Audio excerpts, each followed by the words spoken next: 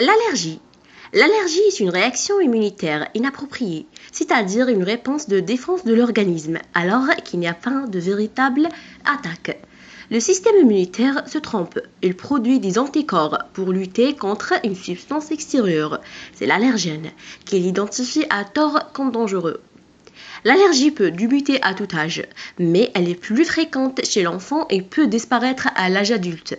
Les allergies sont souvent héréditaires et l'on constate fréquemment des manifestations allergiques plus ou moins identiques chez les personnes d'une même famille. D'autres facteurs favorisent le développement de l'allergie: l'environnement, pollution, présence d'un animal, les infections virales et les facteurs émotionnels. Et parmi les allergies, on trouve les allergies au pollen. Les pollens sont les éléments reproducteurs produits par les organes mâles des plantes. Comparables à de minuscules grains, ces pollens sont transportés jusqu'aux organes femelles par les animaux, principalement les insectes ou le vent, peuvent nous empoisonner la vie. Au contact des yeux, ou bien des voies respiratoires, les pollens peuvent déclencher des réactions inflammatoires plus ou moins gênantes. Cette allergie est une réaction d'hypersensibilité initiée par une réaction immunitaire spécifique à une substance étrangère à l'organisme, appelée allergène. Les réactions allergiques causées par les pollens sont appelées pollinoses. L'allergie au pollen atteint son pic au printemps et en été avant de redescendre à l'automne. Le risque d'allergie se multiplie au beau jour car c'est à cette période que la concentration de pollen est la plus forte. C'est pourquoi on parle d'allergie saisonnière et précisément d'allergie printanière. Néanmoins, le risque reste présent quasiment toute l'année. Alors, les principaux pollens allergisants, on trouve pollen d'arbres, pollen de fleurs et pollen de graminées. Ainsi, le risque allergique est considéré comme très élevé avec les graminées, les bouleaux et le genévrier et d'autres cuprésacées et l'ambroisie aussi. Le risque allergique est considéré comme élevé avec une allergie au pollen qui génère des effets plus ou moins invalidants sur la santé. Par exemple, la rhinite allergique, également connue sous le nom de rhume des foins, résulte d'une inflammation des voies aériennes supérieures qui provoque éternuement, nez bouché, nez qui coule, démangeaisons des yeux, larmoiement, rougeur conjonctivale et gorge irritée. Les signes révélateurs d'une rhinite allergique sont regroupés sous le sigle PARIO.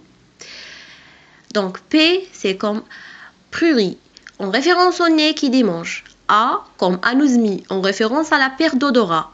R, comme rhinorrhée, en référence de nez qui coule. E, comme éternuement.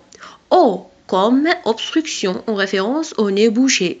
Les symptômes d'une rhinite allergique, même bénins, sont difficiles à supporter car ils peuvent être intenses et s'inscrire dans la durée. La qualité de vie peut être affectée, d'autant plus c'est l'allergique ne vous laisse aucun répit et perturbe votre sommeil avec des réveils nocturnes.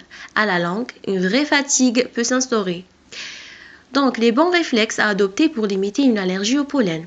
Pour réduire les conséquences d'une allergie, adoptez ces quelques bons réflexes.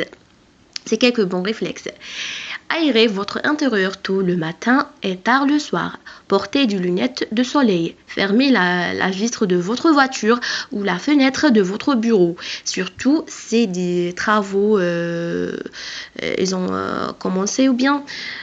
Donc, aérez votre intérieur tôt le matin, quand je l'ai dit.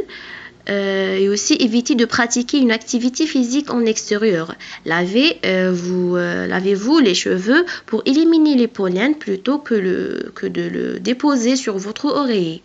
Nettoyez-vous régulièrement le nez avec des déodorants physiologiques ou bien un spray d'eau de mer.